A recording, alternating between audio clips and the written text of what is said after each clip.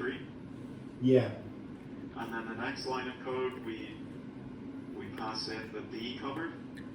So this time, it will essentially do D dot number of dishes, which goes to here, and multiplies that by 399, gives you 1197. And then the next time we pass in the covered E, it goes E dot number of dishes to there, multiplies that by 399, and then because covered E, I think it had like 25 dishes. Yeah, we loads. Yes, then the price is like £99 or whatever. Mm-hmm. So you can see that's an example of a static method. Yeah, okay. So the thing is with static methods, we didn't need to create an instance to call that method necessarily. I mean, technically we do because we need to pass covereds to this method. Mm-hmm. But you don't necessarily, we could just pass a random int if we wanted to.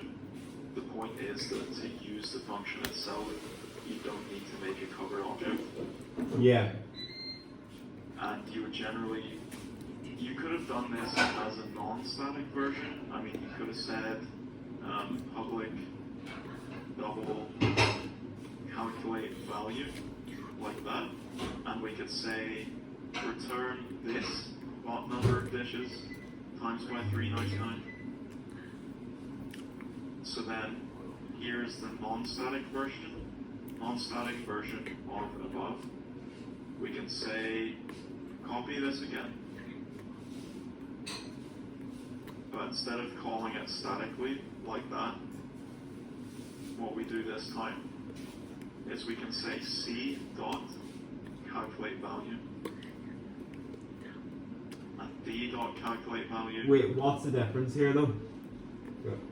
It's calling two different methods, but it'll essentially do, we've just done it in a static and a non-static way, just to show that you can do it either way. So, non-static version of calculate value. Were you asking something? No. I was going to, but then I realized that I knew it anyway, so more. Okay, right.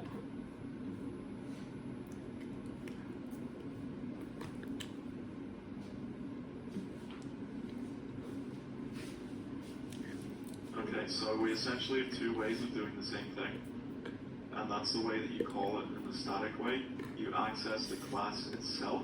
Yeah. And pass it, whatever. And this is the non-static way, non-static meaning like the instance way.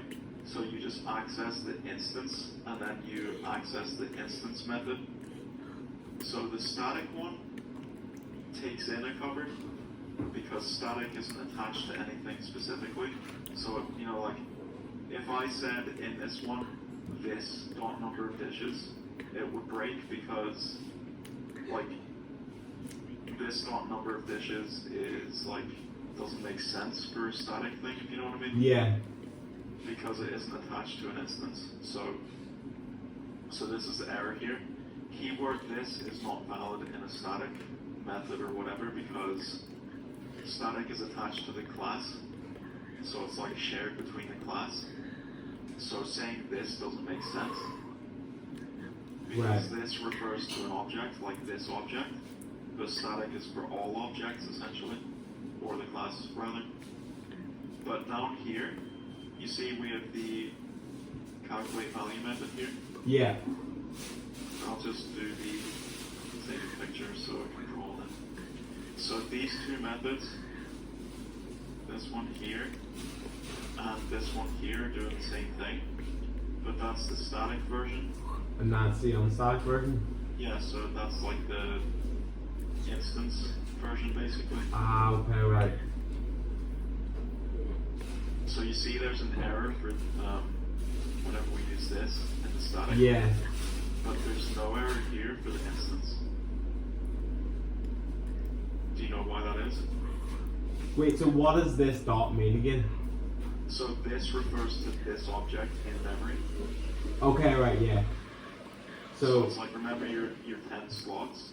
This means like the covered in slot number 1. Okay. But remember, static refers to all the slots, basically. So let's say that is all the slots, all the cupboards. Yeah. Static refers to all Yeah, all of them, yeah. whereas this refers to like this one cupboard. Yeah. So that refers to everything, and that refers to one. So the reason that this is an error in the static is because it doesn't make sense. Like, there isn't a this because we're not referring to a cupboard, we're referring to just, it's like just attached to the class itself. Mm-hmm. Whereas this cupboard does make sense. But see the way you're getting the instance variable, like how does it know one specific cupboard if you haven't done anything like written? Are you talking about in the static method? Yeah, like why is the static wrong if it refers to all the cupboards, but then the unstatic isn't wrong?